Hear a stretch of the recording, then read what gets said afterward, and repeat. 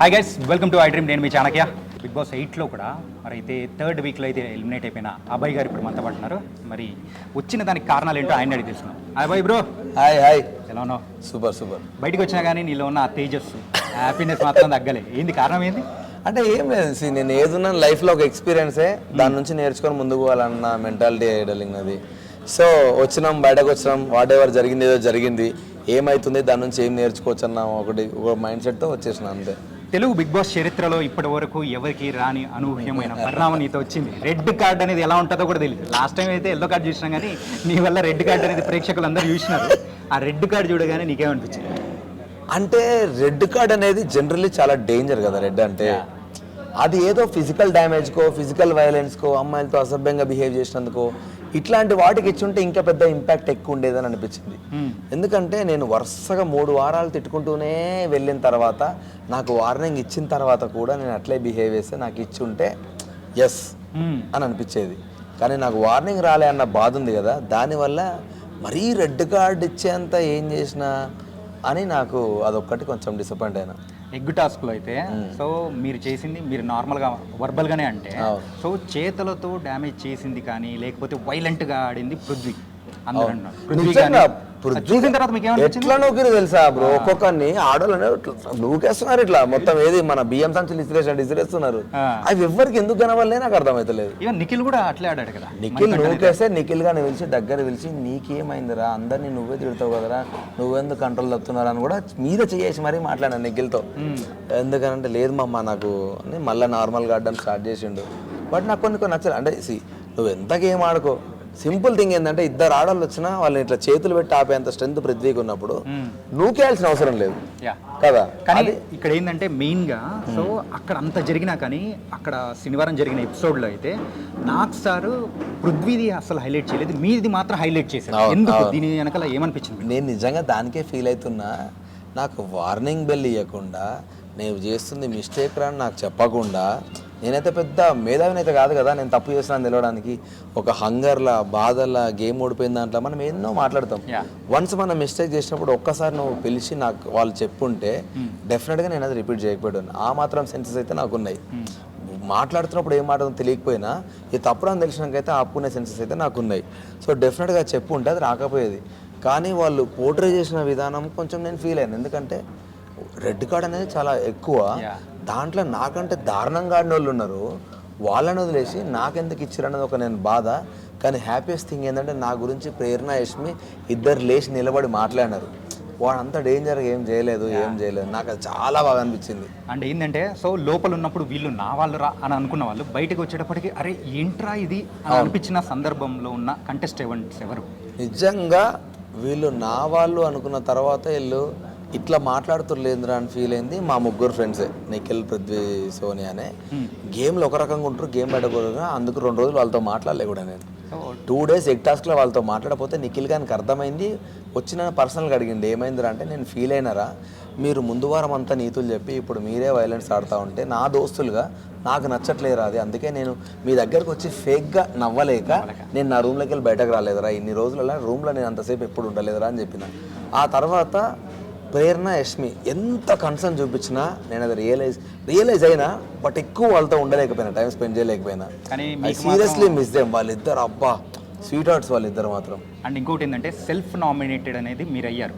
అవును. సో అది తప్పు చేశానని మీకు ఎప్పుడైనా అనిపించింది? నిజంగా అనిపించలేదు. నేను మనస్ఫూర్తిగా మా నాన్న వాచ్ వాడు నాకు గిఫ్ట్ ఇచ్చినందుకు వాడికి ఏదో రకంగా నేను రిటర్న్ చేయాలరా, రీపే చేయాలరా అని అనిపించినప్పుడు నాకు దొరికిన అదొక ఆపర్చునిటీ లాగా చూస్ చేసుకున్నా. కానీ నేను అది చెప్తే ఏమైపోతుందంటే, ఆల్రెడీ అప్పటికే చెప్పిన హౌస్లో ఆదిత్య అన్న తిట్టిండు, నువ్వు అంత పెద్ద డేర్ ఎందుకు తీసుకున్నావు అంటే, అన్న నా రీజన్ ఇదన్నా, నాకు అంతకుమించి ఏం ఆలోచించలే, నాకు డాడీ కంటే ఎవరు ఎక్కువ కాదు. సోనియా అడిగింది, సోనియా కూడా ఇదే మాట చెప్పి, ప్లీజ్ నిఖిల్తో మాత్రం నేను ఎందుకు నామినేట్ చేసుకున్నాను, నాతో వానితో అనుకో అని చెప్పిన. అందుకనే వాడు ఎన్నిసార్లు అరే సెల్ఫ్ నామినేట్ చీప్ అని నా మీద జోకులు వేసినా కూడా ఎప్పుడు నేను అది కన్వే చేయలే వాడికి. ఎందుకంటే నాకు వాడు చెప్పడం నచ్చలేదు. సో నాకు మాత్రం మనస్ఫూర్తిగా దాని మీద రిగ్రెటే లేదు, దాని అస్సలు లేదు. సో ఆడియన్స్కి ఏదో నచ్చక పంపించిర్రేమో అనుకున్నా, కానీ ఈరోజు కాకపోతే నచ్చింది రేపైనా వస్తుంది. కానీ ఒకవేళ నేను ఆడియన్స్ నాకు ఓటింగ్ చేసినా ఆ రెడ్ కార్డ్ ఆప్షన్ అయితే పోదు కదా. Red card is no way related to nomination. So ఆ రెడ్ కార్డ్ ఆప్షన్ ఏదైతే హైలైట్ అయిందో దానికి ఒకటే నేను ఫీల్ అయింది ఏంటంటే నాకు ఒక్కసారి వార్నింగ్ ఇస్తే బాగుండేది అన్నట్టు. యా అండ్ ఇంకోటి ఏంటంటే సో ఎన్టీఆర్ గారికి కూడా మీరైతే స్టోరీ వినిపించారని అది రామన్న యూత్ అప్పుడు Ramanna youth. And Devara movie release అవబోతుంది, ఏంటి దాని సంగతులు ఎలా అనిపిస్తుంది? బయటికి రాగానే విన్నారా ఏంటి? రాగానే ఫస్ట్ మా వాళ్ళందరూ ట్రైలర్ పెట్టారు, అమ్మ ట్రైలర్ ఎప్పుడు వచ్చిందని ఫస్ట్ చూసిన ఇట్లా ఈగర్లీ వెయిట్ చేస్తా ఉన్నా. అది నేను చాలా క్రేజీ అనిపించింది ట్రైలర్ చూస్తే, ఫాదర్ సన్ బాండింగ్ ఉన్నట్టుంది. నేను ఎక్సైటెడ్ ఉన్నా సెప్టెంబర్ 27 ఆ సినిమా చూడడానికి బయటకు వచ్చిందేమో నిజంగా. అండ్ వైల్డ్ కార్డ్ ఎంట్రీగా కూడా మీరు వెళ్తే బాగుంటుందని చెప్పేసి ప్రేక్షకులందరూ కూడా అనుకుంటున్నారు, వెళ్ళాలని కూడా. నిజంగా హానెస్ట్గా మీరు అనుకుంటే బరాబర్ వెళ్తా.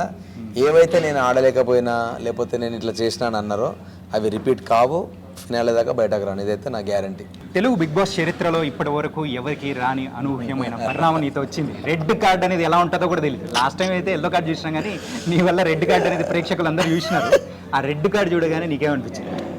అంటే రెడ్ కార్డ్ అనేది జనరల్లీ చాలా డేంజర్ కదా. రెడ్ అంటే అది ఏదో ఫిజికల్ డ్యామేజ్కో ఫిజికల్ వైలెన్స్కో అమ్మాయిలతో అసభ్యంగా బిహేవ్ చేసినందుకో ఇట్లాంటి వాటికి ఇచ్చుంటే ఇంకా పెద్ద ఇంపాక్ట్ ఎక్కువ ఉండేదని అనిపించింది. ఎందుకంటే నేను వరుసగా 3 వారాలు తిట్టుకుంటూనే వెళ్ళిన తర్వాత నాకు వార్నింగ్ ఇచ్చిన తర్వాత కూడా నేను అట్లే బిహేవ్ చేస్తే నాకు ఇచ్చి ఉంటే ఎస్ అని అనిపించేది.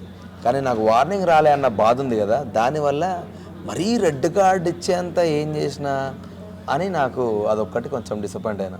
ఎగ్ టాస్క్లో అయితే సో మీరు చేసింది మీరు నార్మల్గా వర్బల్గానే అంటే సో చేతులతో డ్యామేజ్ చేసింది కానీ లేకపోతే వైలెంట్గా ఆడింది పృథ్వీ.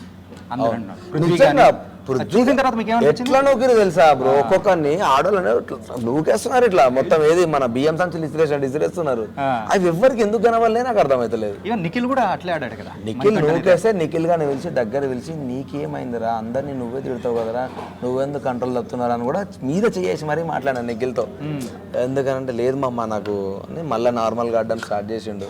బట్ నాకు కొన్ని నచ్చలేదు. అంటే నువ్వు ఎంత గేమ్ ఆడుకో, సింపుల్ థింగ్ ఏంటంటే ఇద్దరు ఆడవాళ్ళు వచ్చినా వాళ్ళని ఇట్లా చేతులు పెట్టి ఆపేంత స్ట్రెంత్ పృథ్వీకి ఉన్నప్పుడు నూకేయాల్సిన అవసరం లేదు కదా. కానీ ఇక్కడ ఏంటంటే మెయిన్ గా సో అక్కడ అంత జరిగినా కానీ అక్కడ శనివారం జరిగిన ఎపిసోడ్ లో అయితే నాకు సార్ పృథ్వీది అసలు హైలైట్ చేయలేదు, మీది మాత్రం హైలైట్ చేశారు. ఎందుకు దీని వెనకాల ఏమనిపించింది? నేను నిజంగా దానికే ఫీల్ అవుతున్నా. నాకు వార్నింగ్ బెల్ ఇవ్వకుండా నేను చేస్తుంది మిస్టేక్ రా అని నాకు చెప్పకుండా, నేనైతే పెద్ద మేధావిని అయితే కాదు కదా, నేను తప్పు చేస్తున్నాను తెలవడానికి. ఒక హంగర్లా బాధలా గేమ్ ఓడిపోయిన దాంట్లో మనం ఎన్నో మాట్లాడతాం. వన్స్ మనం మిస్టేక్ చేసినప్పుడు ఒక్కసారి నువ్వు పిలిచి నాకు వాళ్ళు చెప్పుంటే డెఫినెట్గా నేను అది రిపీట్ చేయకపోయాను. ఆ మాత్రం సెన్సెస్ అయితే నాకు ఉన్నాయి. మాట్లాడుతున్నప్పుడు ఏం మాట్లాడడం తెలియకపోయినా ఈ తప్పుడు అని తెలిసినాకైతే ఆపుకునే సెన్సెస్ అయితే నాకు ఉన్నాయి. సో డెఫినెట్గా చెప్పుంటే అది రాకపోయేది. కానీ వాళ్ళు పోర్ట్రే చేసిన విధానం కొంచెం నేను ఫీల్ అయ్యాను. ఎందుకంటే రెడ్ కార్డ్ అనేది చాలా ఎక్కువ, దాంట్లో నాకంటే దారుణంగా ఆడిన వాళ్ళు ఉన్నారు, వాళ్ళని వదిలేసి నాకెందుకు ఇచ్చారన్నది ఒక నేను బాధ. కానీ హ్యాపీయెస్ట్ థింగ్ ఏంటంటే నా గురించి ప్రేరణ యష్మి ఇద్దరు లేచి నిలబడి మాట్లాడినారు. వాడు అంత డేంజర్గా ఏం చేయలేదు.